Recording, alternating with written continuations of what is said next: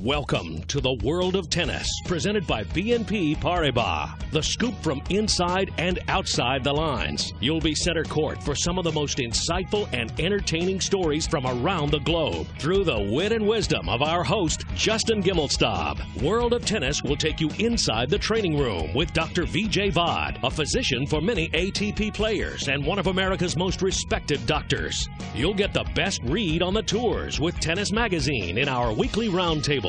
And exclusive lessons from the legend with 8 Grand Slams under his belt, Ivan Lendl. Watch all this and more coming up right now on the World of Tennis, presented by BNP Paribas.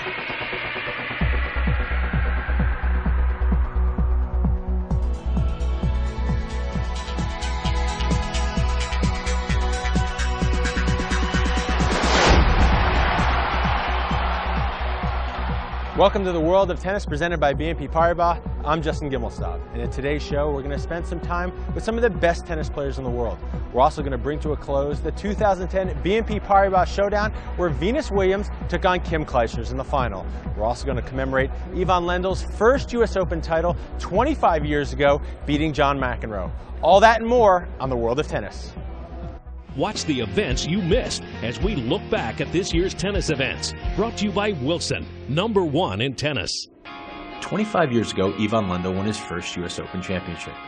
Lendl had made it to 6 Grand Slam finals before finally breaking through when he beat John McEnroe in the finals of the 1984 French Open. Ivan Lendl has finally won a Grand Slam championship. I think there's a huge amount of frustration after that match for John. It was just an up and down, incredible match.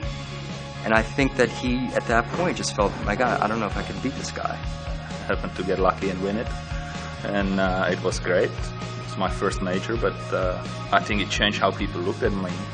Later that year, McEnroe took revenge at the U.S. Open and beat Lendl in straight sets.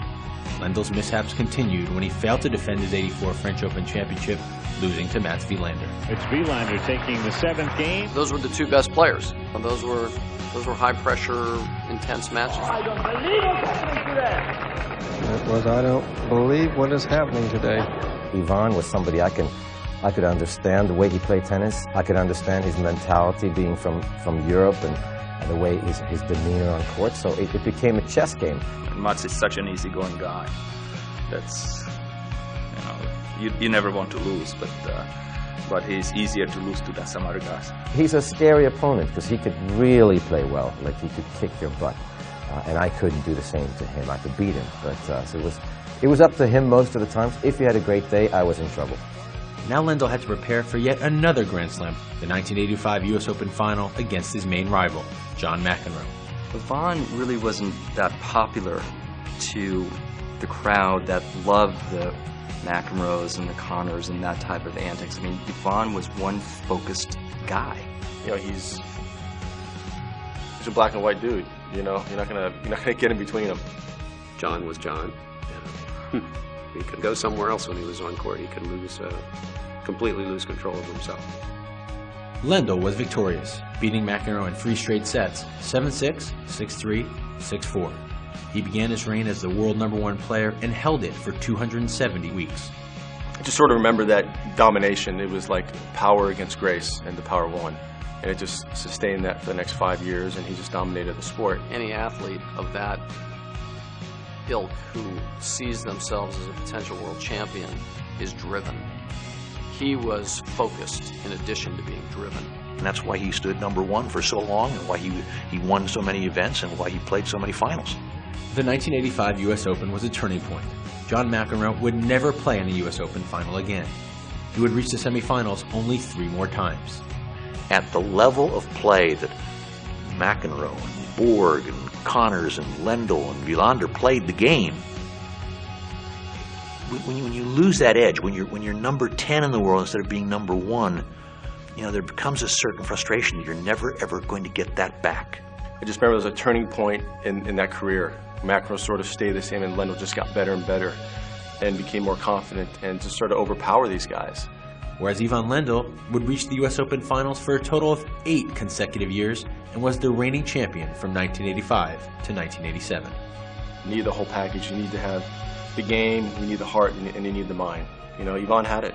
You know, he had a great game. His heart was strong. Mentally, he was strong.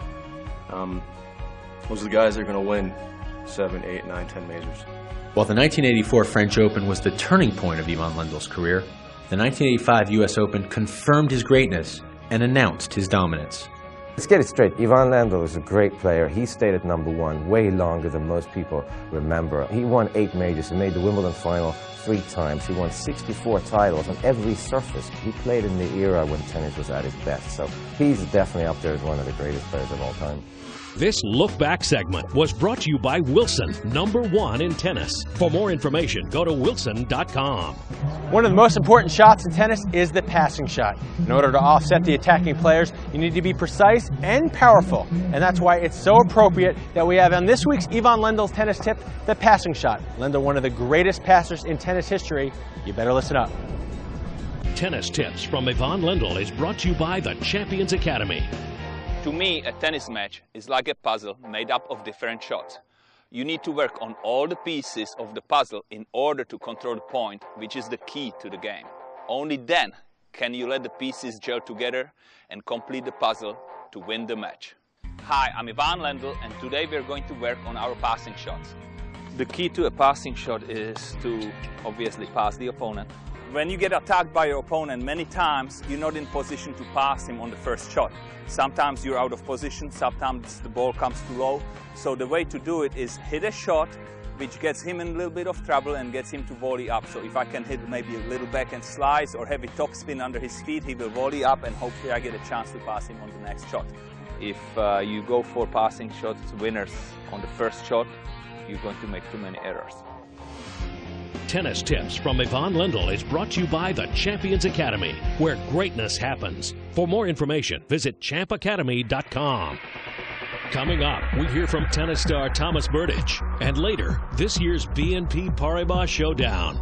We'll give you the highlights on the finals with Venus Williams and Kim Clijsters. The World of Tennis, presented by BNP Paribas, is brought to you by BNP Paribas, the bank for a changing world. Wilson, #1 in tennis. Tennis Magazine. Get exclusive coverage online at tennis.com. Ivan Lendl's Champions Academy. For more information, visit champacademy.com. And by the BNP Paribas Showdown. 4 legends, 2 epic rivalries, 1 night of tennis. Tickets on sale September 27th.